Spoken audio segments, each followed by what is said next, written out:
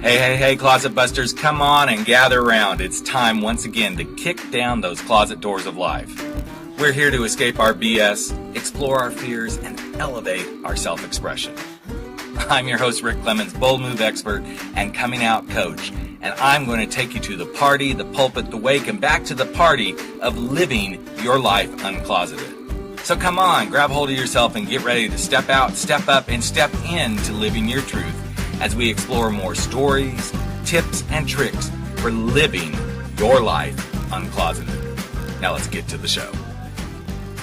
Hey, Life Uncloseted fans and followers. It is time once again for Life Uncloseted. And sometimes we got to look at the things that we take most for granted. It could be food, it could be love, it could even be our homes. And when I started thinking about this particular episode, I had to think about all the different homes I have rented and bought from the time that I was married to my ex-wife to the time that I met my husband and the time that my husband and I got married and we bought our first home together. And I have to say, I honestly feel privileged because I never really had to put who I was in the closet.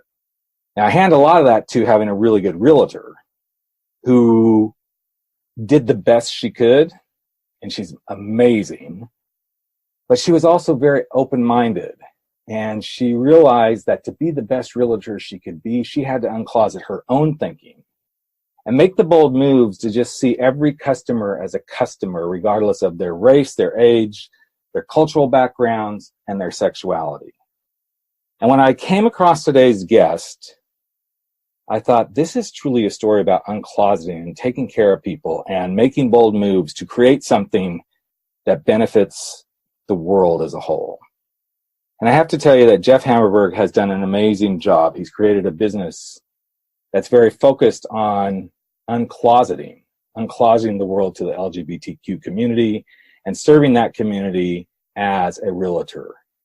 And we're going to dive in today and really explore what it looks like when the simplest, most precious thing that most of us want is a safe home and a safe space to live in can become the thing that can be not denied to you simply because of who you love or the gender that you are. And with that, I'm going to welcome Jeff Hammerberg. He is the guy to help LGBTQ people with their real estate needs, and this is his story on Life Uncloseted. So welcome to the show, Jeff. Hey, thanks so much for having me, Rick. I'm so happy to be here today. I'm excited to have you here too. And before we went on the air today, Jeff and I were kind of chit-chatting. He's now living in Palm Springs area. I used to live close to that. And Palm Springs is really kind of a booming real estate place because you get so many different people. You have people coming in that are retired. You have some people that are starting families. You have a lot of people that do vacation homes. So my guess, Jeff, would be is even with what you do with your brand, I'm going to let you talk about the brand, you come across a lot of different buyers in the market, correct? And sellers. Yeah, we do. My company's a little different. Although I'm a licensed broker, I'm not out there selling homes every day. But the 1,500 plus agents on gayrealestate.com are. Right. So we have, we cap our agents out at about 15 agents per city, just so that people don't get confused having to look through 50 or 100 agents. Our service, although, we close about a deal a day nationwide. Last year, we closed about 18 deals here in Palm Springs. But Palm Springs isn't your typical market where someone really needs to, try to find a LGBTQ realtor or gay-friendly realtor. You've been in Palm Springs, you understand, 40+% of the community is LGBTQ. The mayor's gay, the entire city council's gay. So there are lots of gay realtors that advertise here that are available. So there's plenty of representation here. It's when you get to places like Duluth, Minnesota, or, some of those smaller cities where, they're just, we have contacts and we have realtors in most cities, but in some of those smaller cities, those realtors don't even want to be on our website because it would out them in those smaller communities. So let's kind of roll back in time. What was the impetus for you? And I know there's a story behind how this all came into being, but there was like an incident that happened in an office that you were in your real estate life, that you witnessed something, and this is kind of when the light bulb went off that something needed to get created to help the LGBT community as they pursue home ownership and renting and all that stuff. So why don't you share a little bit of that story with the listeners? Well, thanks, Rick. I appreciate that. So back in 1991, I was working as a realtor at one of the very first RE/MAX offices in the country. So that dates me a little bit. Anyway, on this particular, well, what people don't realize is when you walk into a real estate office, there's a real estate agent that has been assigned floor duty. Yep. So realtors can choose to take this or not. What happens is when someone walks into the office, or if someone calls into the office, that walk-in traffic or that phone call will go to this agent that is on floor duty. Mm-hmm. So the first thing is the really great agents, they don't take floor duty because they're marketing consistently. They're out with clients, they're hustling for business. Yep. So you never know the quality of agent you're going to get. Anyway, on this particular day, this gay male couple walked into the office and they were assigned or put together with the floor agent. Mm-hmm. So the floor agent took this couple into the back room, into our conference room, which is a solid glass conference room, and met with this couple to really discuss what their needs were and, kind of pre-qualify them and get them set up to go out and look at some homes. But what's interesting, and I mentioned that the conference room was solid glass, is that the agents' offices were all around the perimeter of this glass conference room, and agents walking up and down the hall just going about their business. So when the floor agent took this couple out and said goodbye and they left, he came back into the back room and there was lots of ribbing going on. There was lots of, hey, this ought to be fun. And, I won't mention this guy's name, but there was lots of, just like what I called back then quiet homophobia. And I felt like that was, pretty rampant in the industry. It's gotten a little better. But I just thought to myself, something is not right about this system. So, as I mentioned, this was in the early 90s. Right. Totally different decades. Totally different time. Culture and everything. Yeah. And, Littleton, Colorado, even today is fairly conservative. Right. But what I did was I thought, I'll put together a database, if I can, of gay, lesbian, and gay-friendly realtors. Mm-hmm. So at that time, I started to gather names through whatever sources I could. This is kind of before the World Wide Web was available. I had a Mac, the old Mac with the dial-up modem. All the type was green. So there were some chat rooms, that sort of thing. The other thing I did was I placed a classified ad in the Advocate magazine to let people know that this service was available. So the first year or two closed a few deals.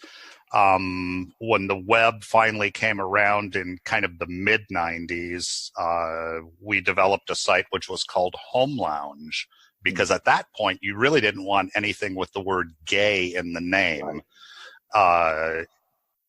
for the safety and security and comfort of our clients, as well as, attacks on us personally. Yep. So it started with Home Lounge. That has been developed and redeveloped and grown over the years. Today, that's gayrealestate.com and gayrealestateagents.com, lesbianrealestate.com. So we have a few sites now that drive traffic. We close a deal a day. We have about 1,500 to 1,800 agents online. And like I mentioned before, we have many in the back end. Mm-hmm. So as you began to develop this, not only was it, you saw a need, but I'm quite sure you also started to hear horror stories and challenges that LGBTQ, and even at that time, I mean, the T wasn't really even being discussed. The B was kind of an anomaly, and you and I are both old enough to remember that the Q was more offensive than it is today. To be called queer was something completely different back then than it is today. So, but I'm sure the horror stories that you started to hear from not only realtors having to hide in the closet, but clients who come in and go, okay, how do we do this? There must have been just horror story after horror story after horror story. And even today, I'm sure there is too, but. Here's the thing. We've come a long ways, right? I mean, you and I both know that. But the fact is, in 28 states in the United States of America, you can still be denied housing for being a gay person. 28 states. Now, many of those states have larger cities that have enacted ordinances to help protect the LGBTQ community. But it shows you really how far we've come, but how far we have to go. Right. And we haven't even brought up the T. The T is right. a whole different ballgame. Right. And there are still no protections. You can be denied a mortgage in any state in the country for being gay. So there are no protections at all. One of the things that happened to my partner and I, we were in San Diego and we went to look at these new townhomes down by the bay, just spectacular. And we walked in, and at the time I introduced, this is my partner, and the agent was like, "Oh, you guys are in business together?" And so there's gayrealestate.com is about working with the community to educate them on where we're at and where we need to go, as well as take those uncomfortable conversations out of the equation. If someone, uses an agent at our site, they don't have to explain their partner. They don't have to explain, a lot of what their needs are or, that sort of thing that are unique and particular to our community. Right. Now, I'm going to play a little bit of a devil's advocate because I always get to do this in many different ways. I know some in our community would go, well, that's great, but how are we ever going to normalize everything if we keep these little pockets of, okay, go to gayrealestate.com, go to gaycarbine.com. What do you say to people about that sort of stuff? And have you ever encountered in our own community people that say that sort of stuff? Well, sure. And we've had people make comments on, on our blogs or on Twitter or, on our website that, this is steering, this is, the reverse of homophobia. I mean, just on and on, things like that. And, so the answer to that is that of the 100 LGBTQ people that are going to buy or sell a home in the next week, we're going to help, 5 of them or 7 of them. 93 people in the LGBTQ community are still going to find their realtor the traditional way. They're going to find someone at an open house. They're going to get a referral from a family member or friend, that sort of thing. We're not suggesting that everyone should use our service, but here's a point, and this is really important to me. If you're going to work with someone on possibly the largest investment of your lifetime, for me personally, I want to know that $10,000 or $20,000 commission that agent is going to earn, I want to make sure that their 10% that they're going to give out into the community isn't going to Donald Trump's legal defense team, isn't going to support Focus on the Family in Colorado Springs. I really do think it's important that we know who we're working with and where we're spending our money. Gayrealestate.com has 20 LGBTQ organizations that we support financially monthly. The Human Rights Campaign, Matthew Shepard Foundation, Lambda Legal, PFLAG, and the list goes on. Additionally, we do lots of stuff locally in markets and support gay chambers of commerce and things like that. So our goal is to consistently work and fight to ensure that we have equal rights. Mm-hmm. Mm-hmm. And I always combat some of those conversations, when, Target's been in hot water or Chick-fil-A, and, you kind of it depends on which one. Chick-fil-A, I still won't eat there, but it becomes one of those things where it's like, okay, let's look at the battle. Where does it make the most sense to do the battle? And let's not forget that every little bit of the battle helps us get further ahead. It That's doesn't, right.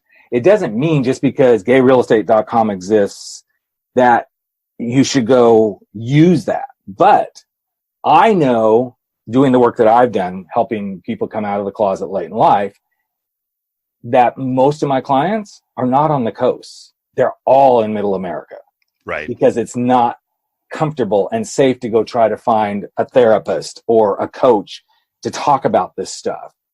And so when we look at these service industries like you and I are in, it's about providing a service that helps that person who they may not have any other place to turn, where they're going to get the best experience for the thing they're about to do, whether it's coming out of the closet or buying the home or buying the car. It's always uncomfortable. Every time, and my husband and I have been together now 17 years, but we've never bought a car together, but he always goes shopping with me when I go to buy one. I always go shopping with him when he goes to buy one. Right. And it's the same discomfort. It's like, okay, it's a very male-dominated environment. I know there's female salespeople too, but it can be very uncomfortable depending on where you're going. And I feel like, yes, there are these buckets and silos we put businesses like yours into that are like, okay, here's what we specialize in, but that's what you specialize in. Right. Doesn't mean let's screw everybody else, because there's too much business out there. There's too many homes to be sold, too many homes to be bought, all this other stuff. But each little bit that we do puts the movement forward more. And I think this is where the power of what you brought to, fruition, Jeff, is just it's another building block to saying we are here, and not so much that we're queer, but we are, right. And we're not going away. That's right. This isn't going to get resolved by saying, no. I don't care how many. And it's so interesting because I was just on a call with a fellow speaker friend of mine, and we were talking about diversity and inclusion stuff. Right. And I thought, if we didn't have to have these conversations, how much more advanced could companies become? How much more effort and time and money could be spent in developing, new products or advancing technology or improving healthcare or whatever, if we didn't have to keep covering our asses with these diversity and inclusion trainings and talks and everything. Right. I know we're far from that, and I've always maintained in my own business, the happiest day of my life will be the day that I never have to coach somebody out of the closet again. It's just like, it doesn't have to even exist. Yeah, that would be the happiest day. So as you continue to develop this, what are some of the biggest challenges you feel that LGBTQ, gay, lesbian, bi, I don't think bisexual is so much of a big thing, but I know the LG and the T definitely encounter when you've already brought up, the discrimination in mortgages, that you can be denied housing, but what are some of the things that you've heard people say, oh my God, I can't believe this actually happened when I tried to go do this? Well, I know, what's interesting, as I mentioned before, is the fact that even though I'm a real estate broker, yep. Right, and I'm a licensed broker still, and I have been since 1991, and I was in the commercial business for 12 years before that. Yep. I'm not out there working with the clients. Mm-hmm. So any of those stories can be told by our real estate agents. But, if you go to gayrealestate.com, on the main page, there's compliments from the clients, that I read all the time. Yeah, I was reading some of those too. When someone buys a home from us, they get a survey. That we follow them through the entire process. And they can tell you that, it just took awkwardness out of the equation. It made us feel comfortable. We have, we not only had a great real estate agent, we now have a new best friend. A lot of our clients, frankly, are people that are moving around the country or moving to a new city or state where they may not know anyone. They don't have a friend there. They don't have any family there and that sort of stuff. And I know you had mentioned the awkwardness even of like buying a car and that sort of thing. Mm-hmm. And here we are, you and we're in California, right, talking about that uncomfortableness. Imagine it in Indianapolis and Kansas City, mm-hmm, and, places like that. It's a real challenge, and there are challenges, and we're just here to, bring some comfort and some peace around this home buying and selling process. And in the back end, like I said, we're continuing to fight to ensure that services like ours aren't needed someday. Is that going to happen in my lifetime? I hope so. Right. Well, I also feel like, and having just gone through, so, for those who've listened to the podcast, that my husband and I moved a year ago. So we went through this whole process. We went through the selling and the buying, and it was smooth, so to speak. Not because of being gay. There wasn't anything that came up around that. Okay. But what I've seen happen, and it's often crossed my mind again because of the work that I do, so if a buyer finds out that you're a gay couple and there's several offers on the table, you never really are going to find out if the reason your offer didn't get accepted was simply because you were gay or lesbian. Right. So these are these weird little nuances that I don't know that people realize. You kind of got to think about this. The nuance of, I'm reading one of the testimonials on your website right now about somebody who was like moving across country. It's like, okay, if you're coming from, I don't care, Kentucky or Florida or New York, and you're moving to Utah or California or Oregon, how do you know the best places that you would feel comfortable in a new city? Sure. That's one of the biggies to me. Now, right. I happened to have moved to a place where I knew it's pretty much a liberal little town on the central coast of California. Right. I had visited it numerous times. I've never felt uncomfortable. There is a LGBTQ, center here. There's a somewhat of a gay community here. So I feel comfortable here. But had I not visited here, I wouldn't know what questions to ask. And so you need to put yourself in the shoes of, here you are, and I'm not saying straight realtors can't help, because I have a straight female realtor, and she's been my realtor for 20 some odd years now. And she's she went through the coming out process with me. She found my first place after my ex-wife and I separated. Yeah, beautiful. And she, even as we were looking, she said, because I was in Southern California at the time, and I don't think anybody on the podcast ever heard this story. And we were in Orange County, one of the most conservative counties in California, very much a Republican base. And at the time, I was just coming out. I didn't know, I wasn't really involved in politics, all this sort of stuff.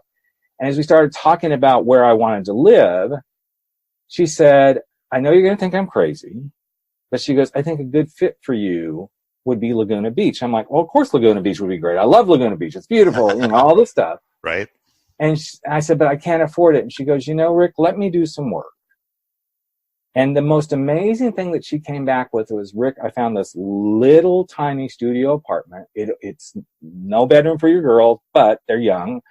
And she goes, I think for the temporary fix, this would be really good for you. And Rick, it's right across from the gay beach. And in that moment, I thought, this is my realtor who I've trusted for 3 or 4 transactions prior to this. Right. Who stood right hand in hand with me through this life-changing moment and came to the table by saying, hey, Rick, and it's by the gay beach. And she actually said, not that that's the most primary concern, but she goes, Laguna is a very gay-friendly city. And I said, yes, I do. Right. And it was that little bit of extra knowledge. And of course, the place was perfect. It was in my budget. And yes, it was a challenge because I went through, literally folding up cots every time I had my little girls, and they slept in the living room when I had them and all this sort of stuff. But it was her understanding and willingness to stand with me. And even as we bought this last house, she had already moved out of Orange County, and we didn't know this. She was actually living up here on the Central Coast herself, and she drove hours because she's like, I love you guys. I care about you guys. You've been my clients. I'm going to do this. And to me, this is why, like what you have here, Jeff, is about helping people have that comfort, that understanding, that those insights to things that you may not know if you're going into that brand new area, whether it's simply across Palm Springs or LA or wherever, or if you're going from state to state. This is why I think what you put together is such a beautiful thing. Yeah, well, thanks very much. And I'm so glad that you've had that experience and that agent. And as you and I both know, the country seems divided over LGBTQ issues still. It's kind of a coin toss where people are going to land. But even my Republican friends primarily all support the LGBTQ community, all stand in support of equal rights, all would be shocked to find out that we could be kicked out of a house for being gay in 28 states, that sort of thing. So there are many amazing realtors out there, many compassionate, kind, caring professionals ready to serve the needs of you. I mean, we take the uncertainness out of that by going to gayrealestate.com, which is great. You don't have to use one of our agents, but if you want to find an agent in the community that you know is LGBTQ, contact them and have a conversation, and then do your homework and work with someone that you know and you trust. In your situation, that's a great story. I love it. And, you know, honestly, before I was a licensed real estate agent, I worked with a straight realtor as well. So, you know, I mean, and he knew my situation. He knew where I was at. And, you know, so, yeah. Well, it's just so interesting because I'm glad you brought up the whole San Diego thing, because I was in Orange County area, moved there in 1989, I think, 1989, 1990, somewhere along that range. And it was so interesting to go through the real estate process. First, we rented a place, and then we decided we could buy a place, and went through that with this particular agent. Okay. And even then, I didn't really get how conservative it was in Orange County. But I visited San Diego several times, and I thought, oh, this is a really cool vibe. It was such a different space than Orange County. Right. And then to hear you talk about what you did, and then having my husband and I, when we decided to move to San Luis Obispo, we had been looking at San Diego. That was where we knew we were going. We were San Diego bound. Right.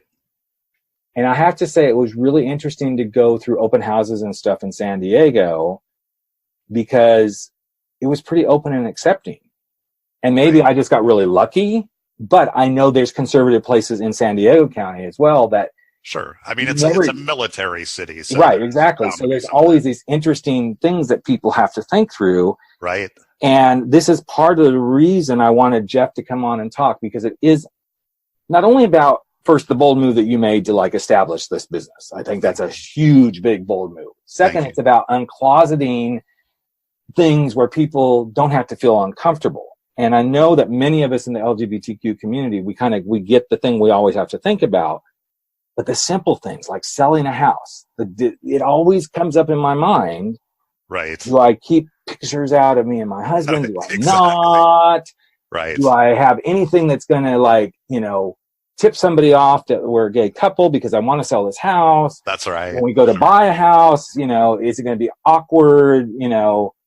Which most of the time you don't have that awkwardness if you're with your own realtor. But if you go into an open house, it kind of becomes that awkward conversation stuff, Yeah, absolutely. And then to your point, then you get to the mortgage thing and all that sort of stuff. And even through this last transaction, because my husband worked for the county, there were things that we had to do to make sure that it was showing that I was a self-employed person.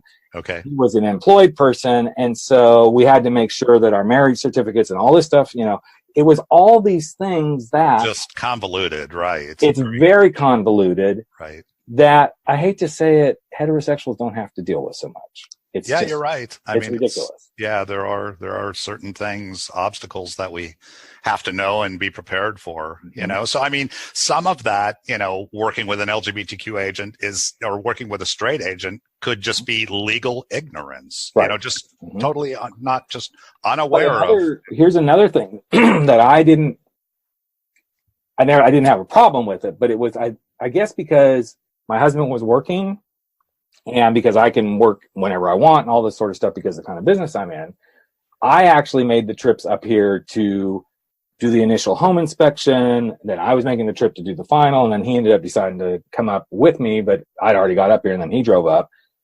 But it's those little things like, okay, so if we both show up for the home inspection, what's the inspector going to be like? Right. Exactly. How are they going to react? Right. When the cable guy comes to hook up this stuff, this is all this stuff that, again, right.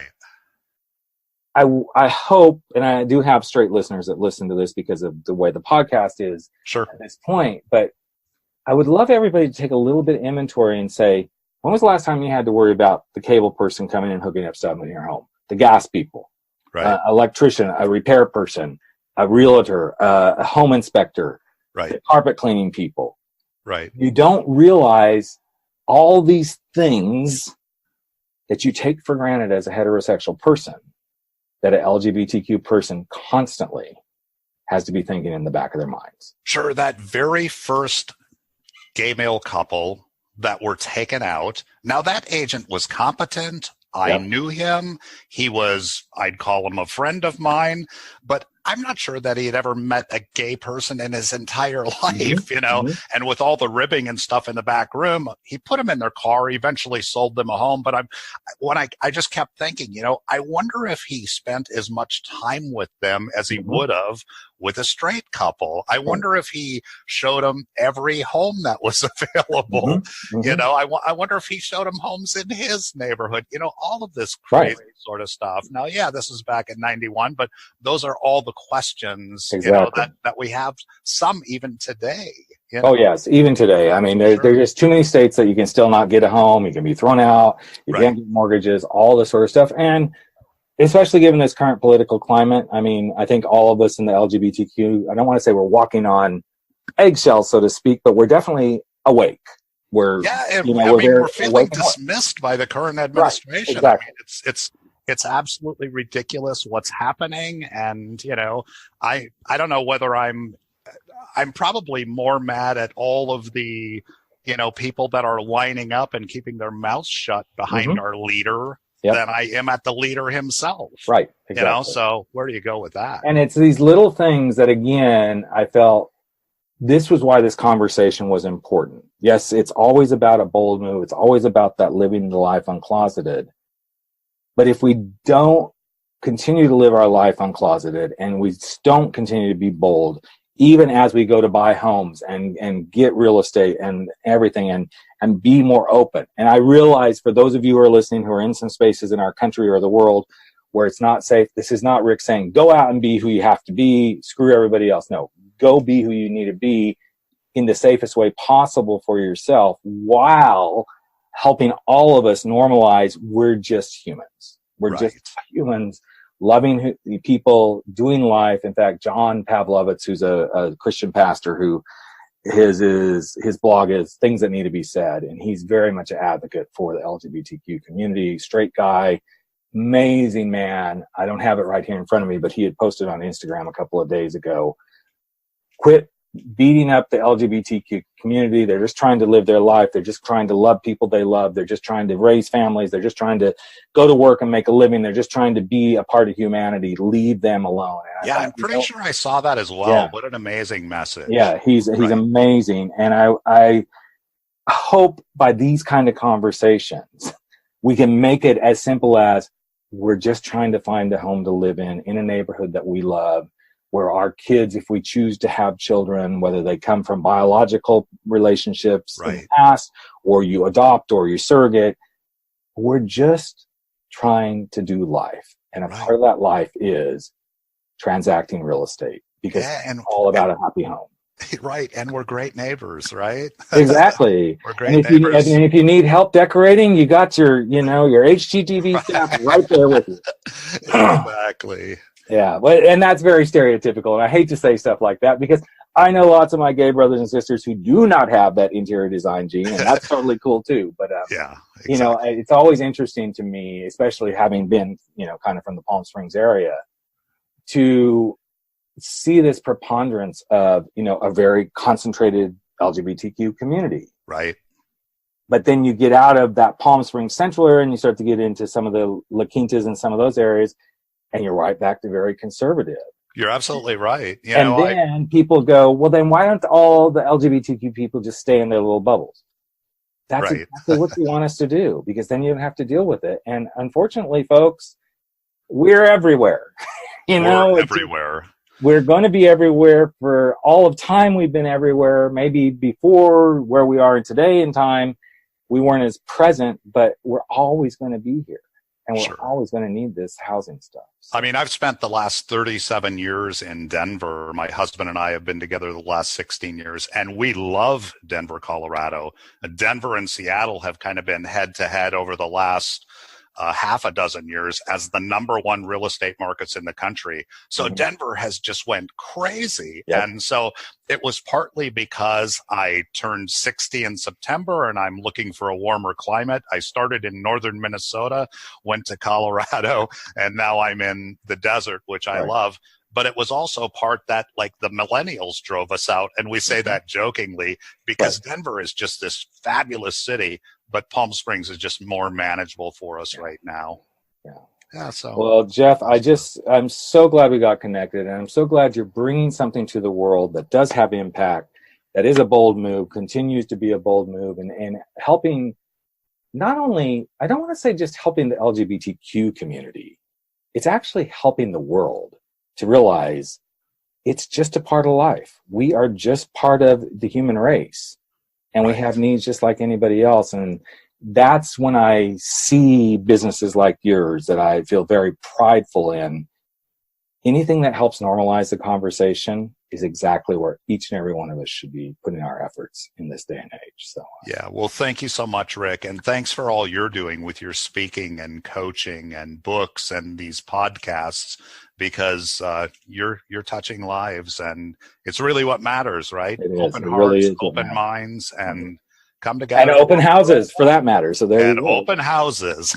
You got that exactly. right. Well, Jeff, thanks so much for taking time out of your day, man, to be here and share. And we will have all the links to gayrealestate.com and links to some of the stories about what they do and how they do it.